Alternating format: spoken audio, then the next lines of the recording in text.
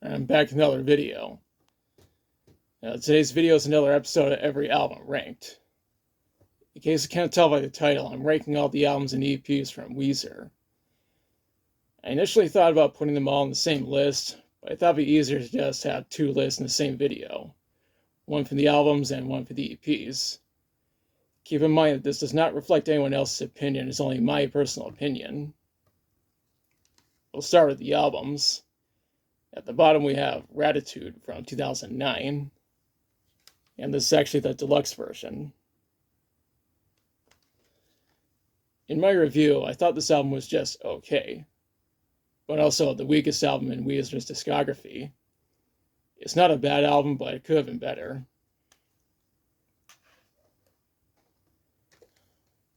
Moving up, we have the Black Album, 2019. This is completely different from any other album that Weezer have made, given the fact that's their most poppy sounding album that they've made. And yet it's still slightly better than Gratitude. The next album is Death to False Metal from 2010. Now this is a compilation album. I just happen to have the Japanese version. It is a pretty good album, but Weezer had better albums.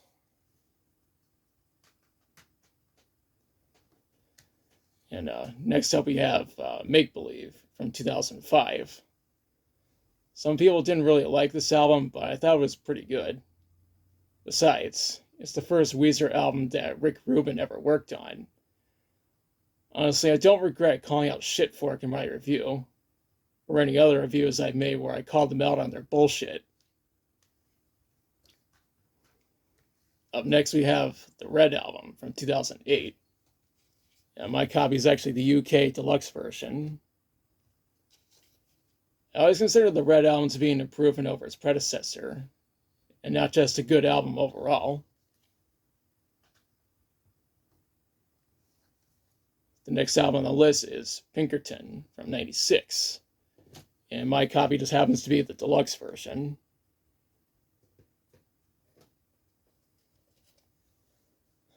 Now, this album kind of had a trouble production because Weezer were working on a rock album, working on a rock opera called Songs in the Black Hole, but that album fell through. Some of those songs were repurposed for Pinkerton, and I especially recommend getting the deluxe version. Next on the list is Maladroit from 2002, and my copy happens to be the European version. And I imported it from England thanks to Discogs.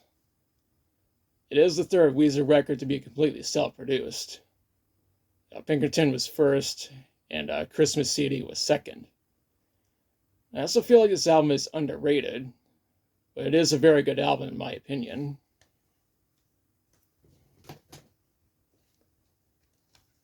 Next album is Rarities Edition from 2010. This is a compilation of songs, and some of which were intended for the Blue Album. Yeah, granted, this is actually the standalone album version of the bonus discs for the deluxe version of the Blue Album, but I included anyway.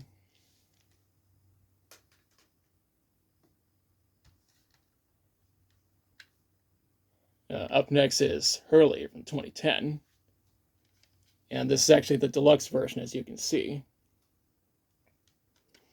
I really enjoyed this album, even though it's the only Weezer album to be released on an independent label, Epitaph Records to be exact.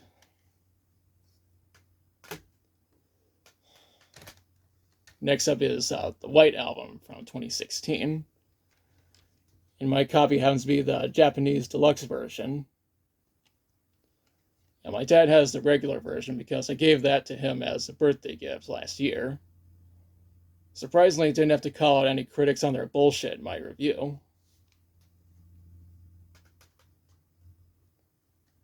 The next album is the one that started it all. That's right, it's the Blue Album from 94. This is my introduction to Weezer and was essentially the catalyst for them to grow to becoming one of my favorite bands. May 10th of this year is when this album will be turning 30 years old. Now, time will tell what Weezer are going to do to celebrate. That being said, this album still holds up.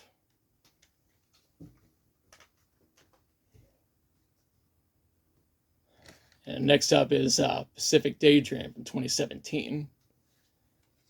And my copy happens to be the deluxe version. The Japanese version.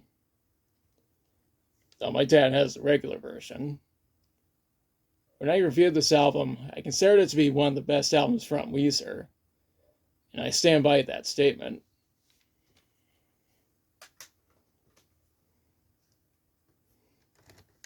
Up next is Everything Will Be Alright in the End from 2014. This album is notable for being the last Weezer album to be produced by Rick Ocasek. It's just said that Rick passed away 5 years later, but his legacy lives on.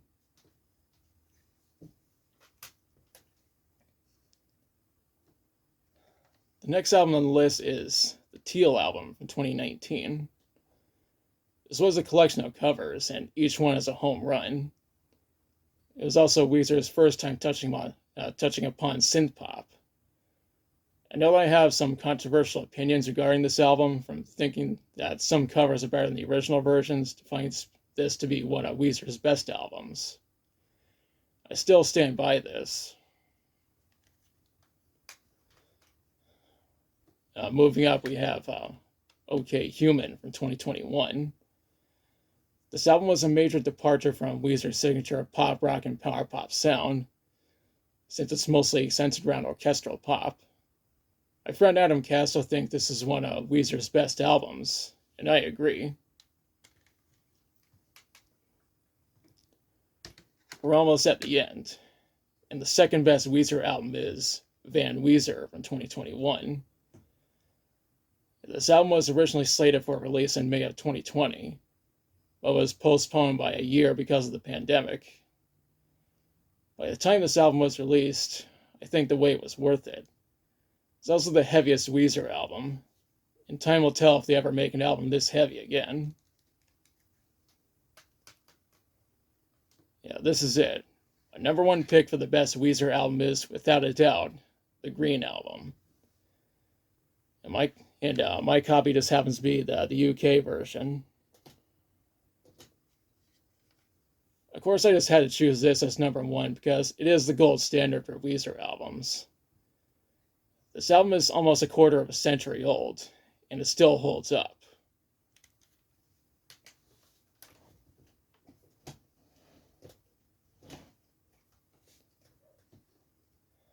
And those are my rankings for the albums. Now for the EPs. And starting off the list, we have Christmas CD from 2000. This EP is very rare, but also an interesting piece of Weezer's history. I kind of wish there were more songs on this EP, but it is enjoyable as is.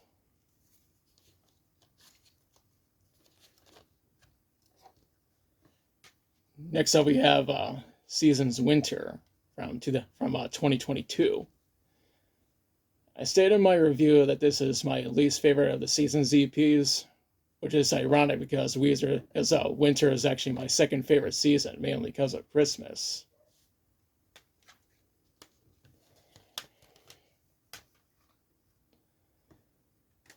And up next is Christmas with Weezer from 2008. It wasn't easy finding a whole lot of information about this EP, even though it's a collection of covers. I also mentioned in my review that the EP was reissued on CD in Japan in 2022, and that I didn't have to import it.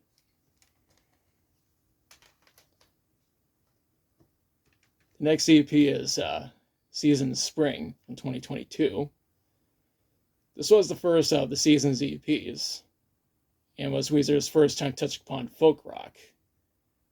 I don't know if they'll ever touch upon folk rock again, but only time will tell.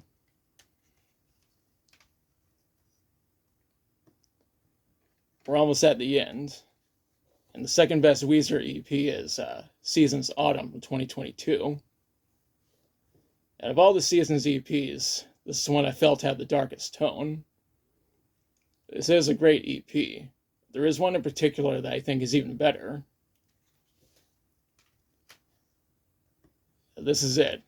My number one pick for the best Weezer EP is Season's Summer from 2022.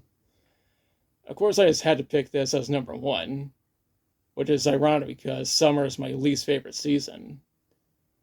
I've included this as number two on my list of the best EPs of 2022. And those are my rankings of the albums and EPs by Weezer. I know that not everyone is going to agree with my rankings, but I don't give a shit. If you want to hear my full thoughts on these albums and EPs, I'll include links to my reviews in the description. Now it's the part where I question you. What are your rankings for the albums and EPs by Weezer? Which one is your favorite? Which one is your least favorite?